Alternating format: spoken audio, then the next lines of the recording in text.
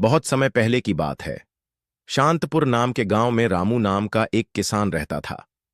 वह सीधा सादा, मेहनती और ईमानदार इंसान था। उसके पास खेती करने के लिए थोड़ी सी जमीन थी, लेकिन कई सालों से बारिश न होने के कारण उसकी जमीन सूख चुकी थी।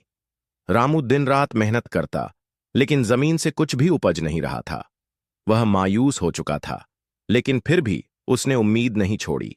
एक दिन रामू अपने खेत की जुताई कर रहा था कि उसकी नजर जमीन में चमकते हुए किसी चीज पर पड़ी।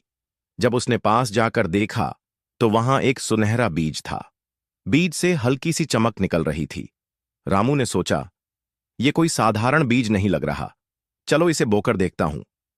उसने प्यार से उस बीज को अपनी जमीन के बीचों बीच बो दिया, उसे पानी दिया और रोज उसकी देखभाल करने लगा। सिर्फ 3 दिन बाद वहां एक अनोखा पेड़ उग आया। उसका तना सोने जैसा चमकता था, पत्ते चांदी जैसे झिलमिलाते थे और उसकी शाखाओं पर सोने जैसे फल लटक रहे थे। रामू की आंखें खुशी से चमक उठीं। उसने एक फल तोड़ा और शहर के बाजार में बेच दिया। उस एक फल के बदले उसे बहुत सारा पैसा मिला।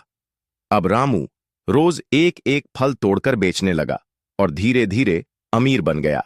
रामू की जिंदगी अब पूरी तरह बदल चुकी थी, लेकिन जैसे जैसे उसके पास धन बढ़ता गया, उसका लालच भी बढ़ने लगा। अब वह रोज सारे फल तोड़ने लगा ताकि और ज्यादा पैसा कमा सके। फिर उसने पेड़ की डालियां काटनी शुरू कर दी। लकड़ी भी तो बेचूंगा, उसने सोचा।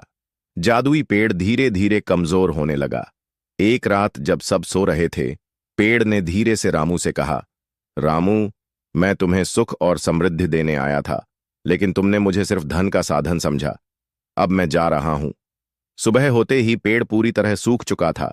उसकी पत्तियां झड़ चुकी थीं, फल गायब थे और शाखाएं टूट चुकी थीं। रामू के पास अब फिर से कुछ नहीं बचा था, न पेड़, न फल, न धन। वह पछताया, लेकिन अब बहुत देर हो चुकी थी।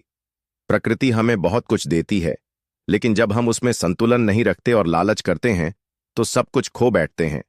लालच का अंत हमेशा विनाश होता है। अगर आपको वीडियो पसंद आया हो तो लाइक करें, सब्सक्राइब करें